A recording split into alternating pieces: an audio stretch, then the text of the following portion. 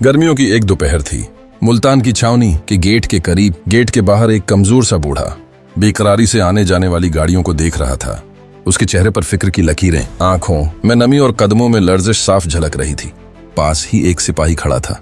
बूढ़े ने उससे इल्तिजा की, बेटा सुना है यहाँ एक बड़ा अफसर आता है जो दिल का भी बड़ा है, क्या वो मेरी बात सुन सकता है? मेरा बेटा फौज में है, उसकी शादी है, मगर चोटियां बंद हैं। मेरा घर उजड़ जाएगा अगर वो ना आया तो। सिपाही ने बूढ़े की हालत देखकर कहा, हिम्मत रखो बाबा जी, एक गाड़ी अभी अंदर से निकलने वाली है, उसमें जो अफसर बैठे हैं, अगर वो चाहें तो तुम्हारी मुश्किल आसान हो सकती है। चंद लम्हों बाद गेट के अंदर से एक फौजी गाड़ी नमूदार हुई। बूढ़ा हिम्मत करके आगे बढ़ा, दोनों हाथ उठाकर जोर से चीखा, अफसर साहब मेरी फरियाद सुन लो, खुदा के लिए मेरी बात सुन लो। मुहतरम नाज़रीन, आप देख रहे हैं एजाजुल हक ऑफिशियल।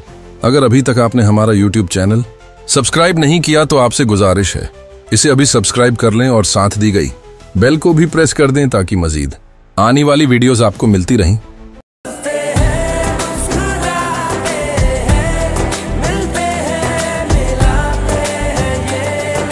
इन सब लम्हात में जिंदगी के रंग को बढ़ाए वाइटल की चाय। वाइटल पियो, जिंदगी जियो। ड्राइवर ने ब्रेक लगाई, गाड़ी रुकी।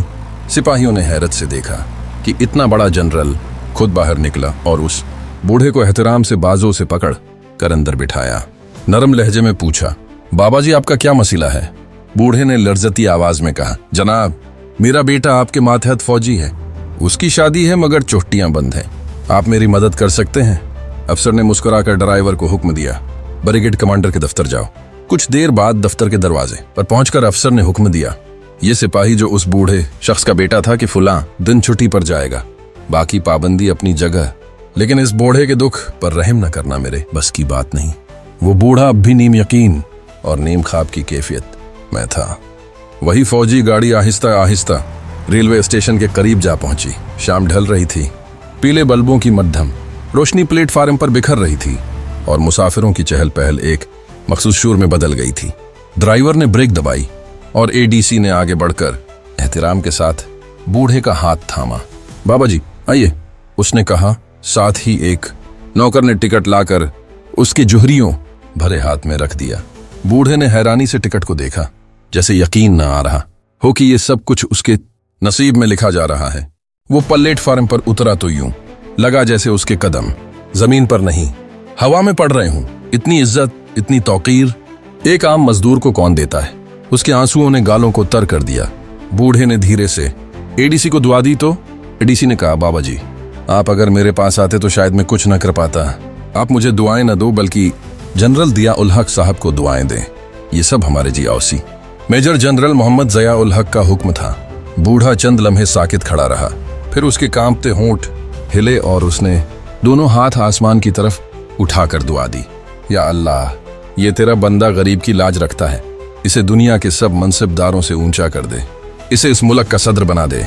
उसी लम्हे प्लेटफार्म पर गुजरने वाली ट्रेन की सीटी फिदा में गूंजी, जैसे दुआ की बाज़गिश्त आसमान की तरफ पहुंच रही हो। कुछ बरस गुजरे और वही जनरल ज़िया पाकिस्तान के सदर के मनसिब पर फाइज हो गए, लेकिन सदर बनने के बावजूद उसके तौर तरीके न बदले। वही सादा तबीयत, वही नरम दिली।